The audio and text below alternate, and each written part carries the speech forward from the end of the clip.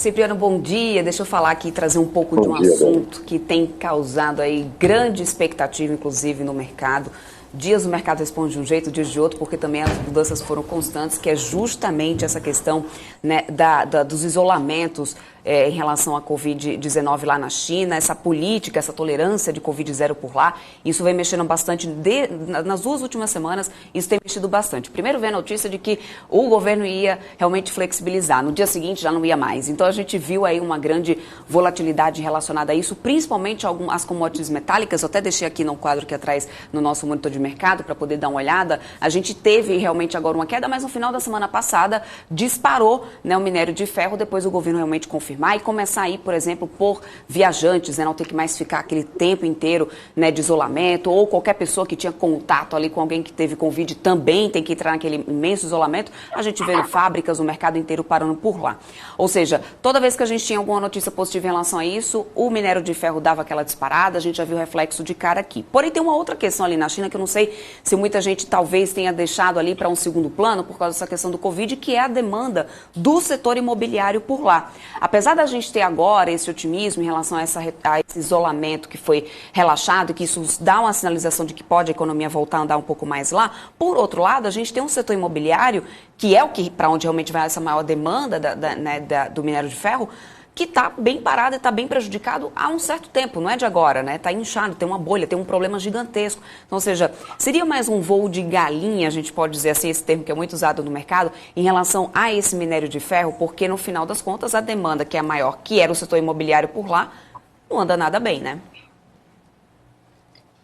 Não, realmente a China se tornou assim uma das coisas mais difíceis de nós acompanharmos, até porque o, ela entrou, digamos, na fase mais difícil desde que ela entrou na Organização Mundial do Comércio há 2 décadas atrás. Ela tem toda essa disputa com os Estados Unidos, essa disputa impressionante, as restrições que os Estados Unidos colocou na área de tecnologia sobre a China, e ela está tendo que resolver uma quantidade enorme de problemas ao mesmo tempo. Então, a sua questão ela é muito relevante. A saída, né, dessa política de Covid-0 da China, ela, digamos assim, é o ponto de maior atenção dos mercados globais, né, porque você tem, ela a maior contribuição para o crescimento global continua sendo a China. Você já está desde 2020 em que a China ela está crescendo muito mais devagar do que o normal, e isso altera todos os mercados, né? E aparentemente, né, você deve ter algum relaxamento. Você já teve 2 semanas atrás a questão que você mencionou aí das companhias aéreas. Na sexta-feira também eles anunciaram que vão fazer mais um refinamento.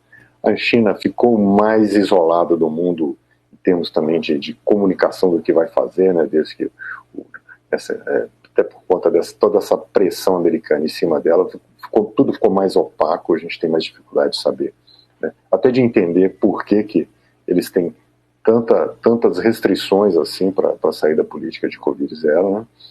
E essa parte realmente ela está mais difícil. Aí, mas migrando aqui para o mercado imobiliário chinês, né, que assim, é tão até mais relevante, né, para o nosso mundo aqui, que é o minério de ferro e a Vale, a Bovespa, né? Na sexta-feira, as medidas que foram tomadas foram muito relevantes, né? Você vai, na verdade, permitir que os incorporadores, né, chineses, que eles rolem dívidas. Você havia apertado muito digamos assim, obrigado eles a reduzirem muito rapidamente a alavancagem. Você passou a ter uma série de problemas, a atividade caiu muito, né? E você também começou a ter o comprador de imóvel adiando a compra, e quem comprou querendo deixar de pagar com medo de que o imóvel não seja entregue. Então, as medidas na sexta-feira foram, digamos, muito amplas, né, no sentido de abrir um espaço para os incorporadores voltarem a ter recursos e os bancos renegociarem essas dívidas não pagas dos mutuários, dos compradores de imóveis chineses, né? Isso melhora o ambiente, óbvio, né? Inclusive, muitos comentam também que, apesar de todo esse aperto, o mercado, em momento algum, assim, ele encolheu cerca de 1/3, né? Que é muito, é o maior mercado imobiliário do mundo, encolheu 1/3. Né?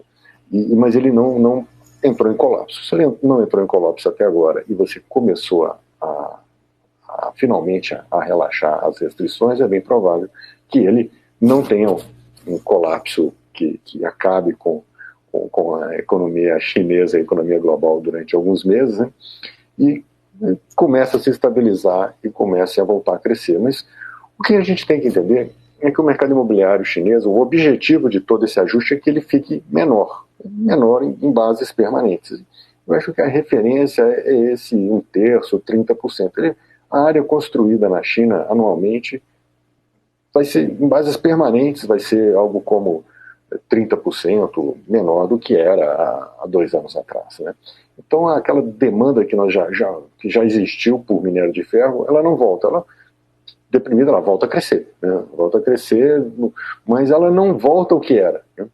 Então, os preços, né, do minério de ferro, ou das mineradoras, das siderúrgicas, é outro, né? E existe também uma coisa que a gente vai ter que avaliar muito bem, né?